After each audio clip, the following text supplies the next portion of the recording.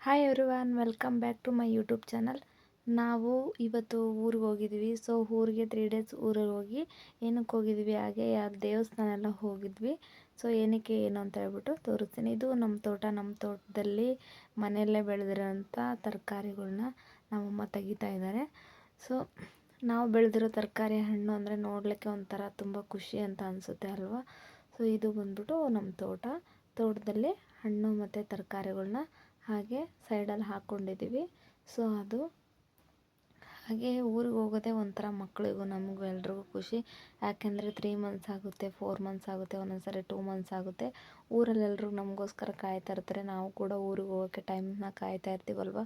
So ಊರಿಗೆ ಹೋಗೋದೇ ನಮಗೊಂಥರ ಖುಷಿ. ಅಲ್ಲಿ ಊರಿಗೆ ಹೋದಾಗ ನನಗೆ ಬೇಕಾಗಿರೋ ಹೇರ್ಗೆ ಬೇಕಾಗಿರೋ ಹರ್ಬ್ಸ್ನ ನಾನು ಕಿತ್ಕೊಂಡು ಬರ್ತೀನಿ.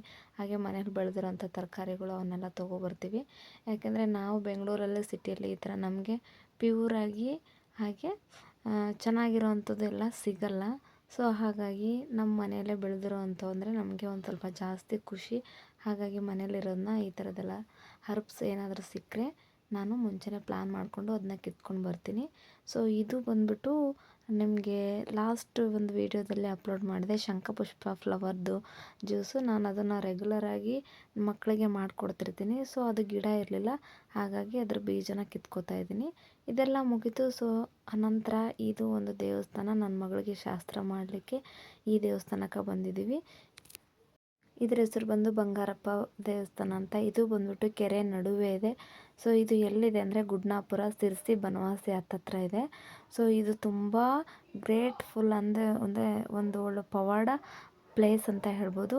ಇದರಲ್ಲಿ ಏನಾದರೂ ಹರಕೆ ಕಟ್ಟಿ ಆ ಕೆರೆಯಿಂದ ನೀರು ತಂದು ಇಷ್ಟು ಸಾರಿ ಅಂತ ಹೇಳ್ಬಿಟ್ಟು ಅದು ತಲೆ ಮೇಲೆ ನೀರು ಇದರಿಂದ ನಾವೇನು ಬೇಡ್ಕೋತೀವಿ ಅದು ಸಕ್ಸಸ್ಫುಲ್ ಆಗುತ್ತೆ ಅಂತ ಹೇಳ್ಬಿಟ್ಟು ನಮ್ಮ ಮನೆಯವರು ಆಲ್ಮೋಸ್ಟ್ ಆಲ್ ಎಲ್ಲರೂ ಕೂಡ ಕೆರೆಯಿಂದ ನೀರು ತೊಗೊಂಬಂದು ದೇವ್ರ ತಲೆ ಮೇಲೆ ನೀರು ಸುರಿದ್ವಿ.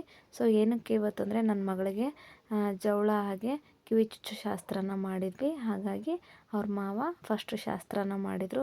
ಅವಳಿಗೆ ಕೂದಲು ತೆಗೆಯುವಾಗ ಸುಮ್ಮನೆ ಇದ್ಲು, ಅವಳಿಗೇನೋ ಅಂತ ಅನಿಸಿಲ್ಲ.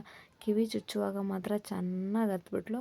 ಸೊ ಶಾಸ್ತ್ರ ಎಲ್ಲ ಮುಗಿಸ್ಕೊತಾ ಇದ್ವಿ. ಇದು ಕೆರೆಯಲ್ಲಿ ಬಂದ್ಬಿಟ್ಟು ಇನ್ನು ಗೌರಮ್ಮ ಪೂಜೆ, ಕೆರೆ ಪೂಜೆ ಎಲ್ಲ ಮಾಡ್ತೀವಲ್ಲ, ಆ ಪೂಜೆನ ಮಾಡ್ಕೊಂಡ್ವಿ.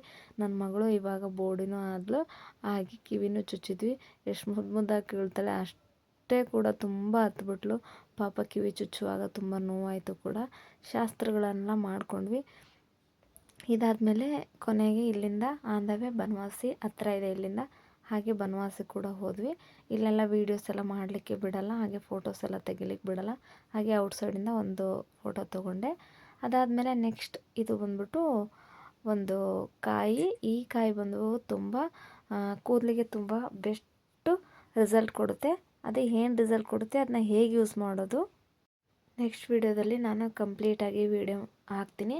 ಇವತ್ತು ಯಾವುದು ಹಣ್ಣು ಹಾಗೆ ಇದನ್ನು ಹೇಗೆ ಹೇರ್ಗೆ ಯೂಸ್ ಮಾಡೋದು, ಇದರಿಂದ ಏನೆಲ್ಲ ಬೆನಿಫಿಟ್ಸ್ ಇದೆ ಅಂತ ಹೇಳ್ಬಿಟ್ಟು ಕಂಟಿನ್ಯೂಸ್ ನೆಕ್ಸ್ಟ್ ವೀಡಿಯೋದಲ್ಲಿ ಹಾಕ್ತೀನಿ.